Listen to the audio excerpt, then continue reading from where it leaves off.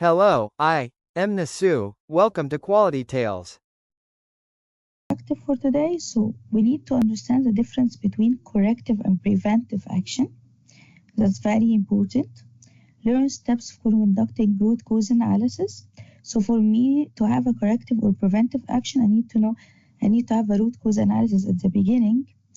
Familiarize with the CAPA process flow. So how I'm going to flow the CAPA process, which is a corrective and preventive action.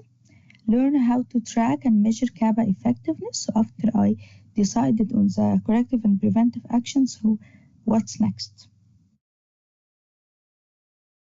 Okay, so let's start with the CAPA word. What is the CAPA word? So it's a definition of corrective action. Corrective action is the action taken to eliminate the cause of a detected nonconformity or to prevent reoccurrence. Okay, so what does that mean? Currently, we don't really use the corrective action. We use a correction and a corrective. So what is it? Correction is something after I discover an NC, you correct immediately. So, for example, if I say you should rearrange the stock room, which is, for example, here in sequence, we could say about it the room of servers, for example, because it has hazards. So the first thing you do, you're going to organize it and throw everything that is hazardous out of the room. And then I'm going to go for a long-term corrective action. So, for example, write something, write a process, write something on the door to prevent it, like a paper or something, and so on. So this is the corrective action. This is for someone who's talking في Arabic. ده للتصحيح بس أنا بصحح الغلط. Is anyone here doesn't speak Arabic? Hi, hello. All of you speak Arabic? Yes, Arabic. Khadij Does not speak Arabic. Okay. So all Arab. Okay, so أنا بكلمكم عن حتة بسيطة اللي هي No, sorry, Samahir. Not everyone speaks Arabic. not Arabic. Okay, telling okay. you, Khadij.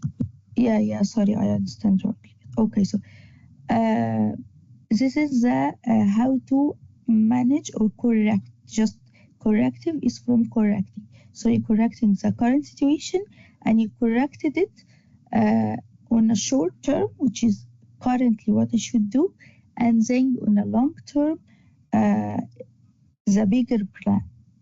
Okay, so then comes the preventive action. So what is a preventive action? It's action taken to eliminate the cause of a potential nonconformity preventive occurrence. So for example, as I said, how can I prevent this room from having hazardous material again? I have to have a plan. So for example, if I have a process, I need to change. If I have an SOP or a paper format of directions, I need to change, or I need to actually have one. I need to go for the timeline and see who's responsible for arranging this room and tell him or give him an instructions of what to do or what not to do. This is a preventive action. Okay, so this is the main differences between corrective and preventive action. So the corrective action, we have 4 aspects to differ between them: trigger, focus, goal, and a little bit of an example. So 1, trigger. What triggers a corrective action? Issues that have already occurred in the past. So as that what I said, it's an NC, already it happened. Preventive action, it's something that doesn't occur, so has not yet occurred. So for example, it's the consequences of the NC. So I'm preventive the NC from having a further consequences on the ground. Focus. In corrective action, we have a root cause elimination. So I have to have a root cause analysis to eliminate the problem. For the preventive action, this is called risk mitigation.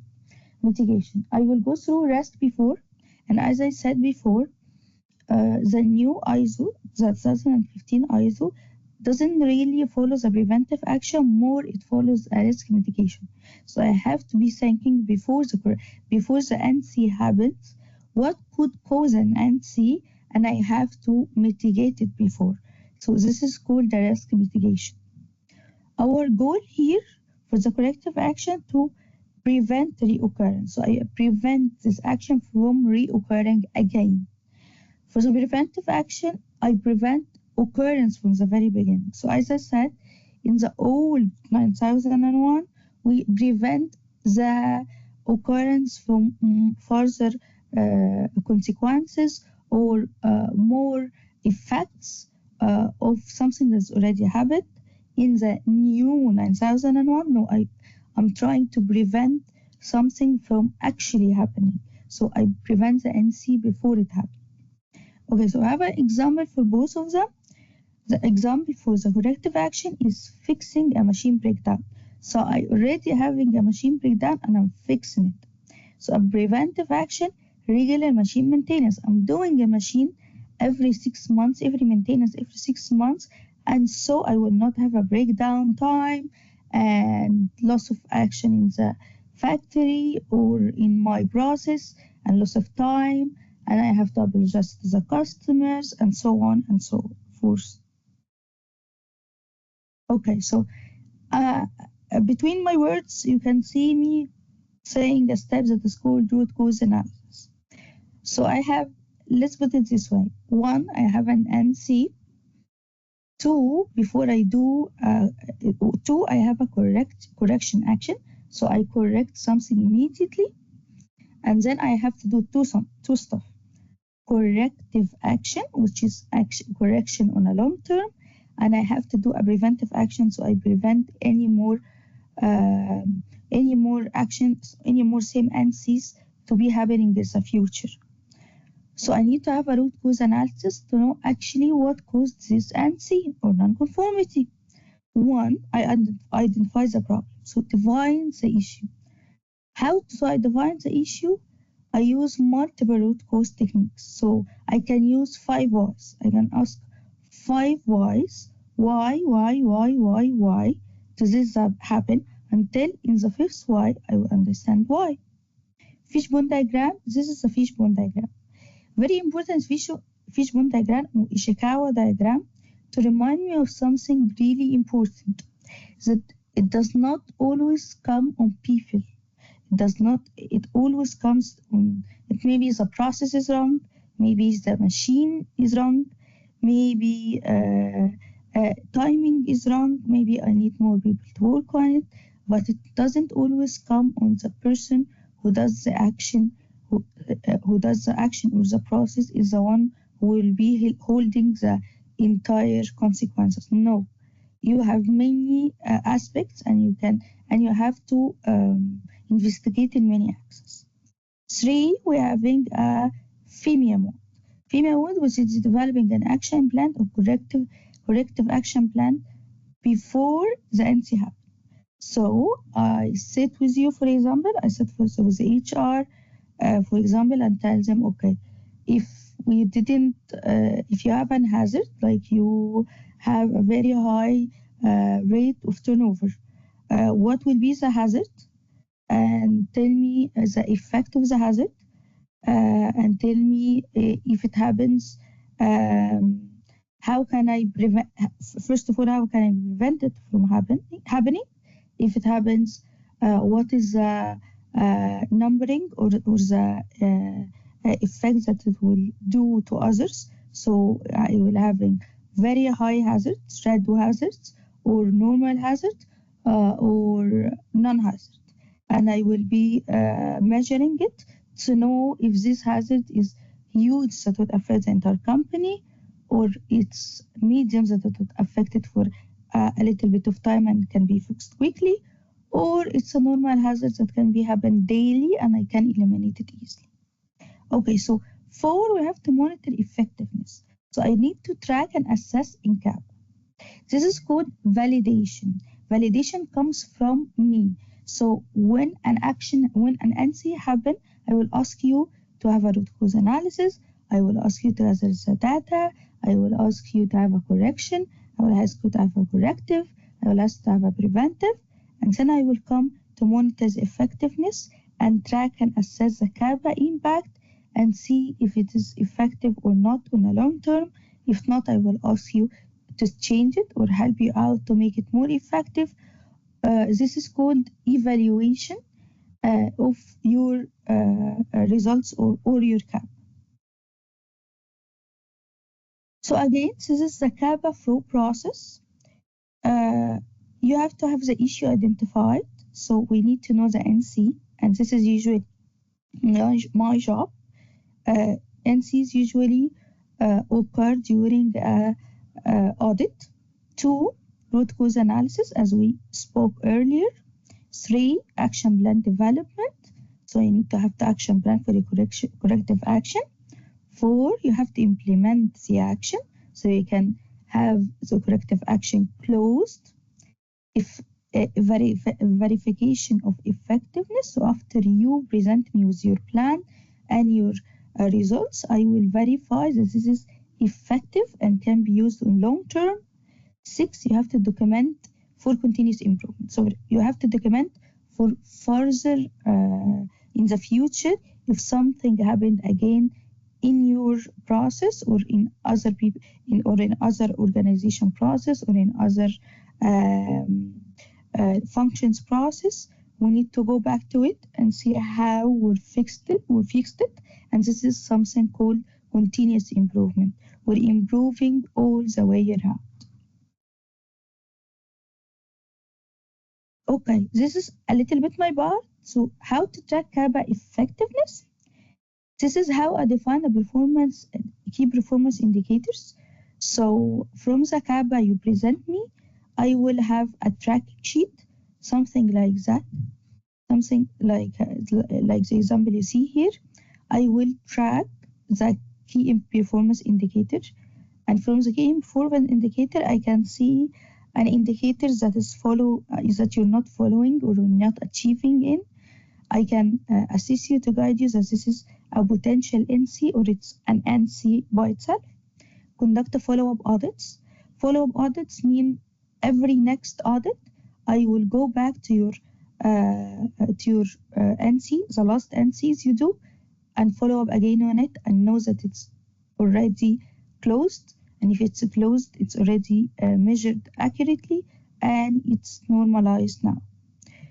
Afterward, monitor the reoccurrence of the issue. It's same as follow-up. So when I'm following up on audits, I make sure that this NC is well measured, well maintained, and it will not happen again. Update process and policies are needed. This is very important. So when I do something or a change of a process, I need to update it in documentation on Confluence.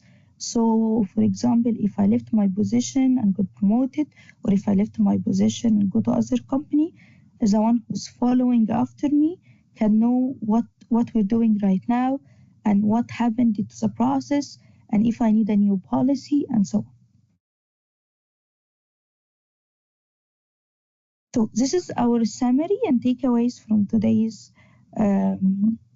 session. CAPA is essential for quality and compliance because NCs has to be solved and has to be solved in a certain way, so I can have to we can make sure it's monitored and not reoccurred. And for me, I can have my dashboard. I will know where is the weakest part in our company and where is a good example, where is its strongest part, and so on. Root cause analysis ensure effective problem solving. Root cause analysis is very important because maybe you're fixing something right now, but it's not really the real cause of it. Continuous monitoring improves long-term process stability. As I said in the ISO training, we need to stop and always look backwards for our continuous improvement to see if what we are doing is effective. This is called continuous improvement. You don't have to have an NC, but while you are working, you are having the sabbatical cycle. You need before you have is the last step. You need to look forward and make sure you don't have gaps, you don't have something that is messing up your results, you don't have anything that will cause any future NCs and so on. For the CAPA, you must be documented and reviewed periodically. As I said before, documentation is very important. We can see our progress, and also we can learn from the past. So this NC will not reoccur, and if it reoccurred in some other areas in the company, we know how to fix it and we know what is wrong with it. So this is just this for today's session. I wanted to make it concise because of Ramadan, and of course I wanted to make it to the point because CAPA is a very integral part of our job as quality. As one, we're having external someone from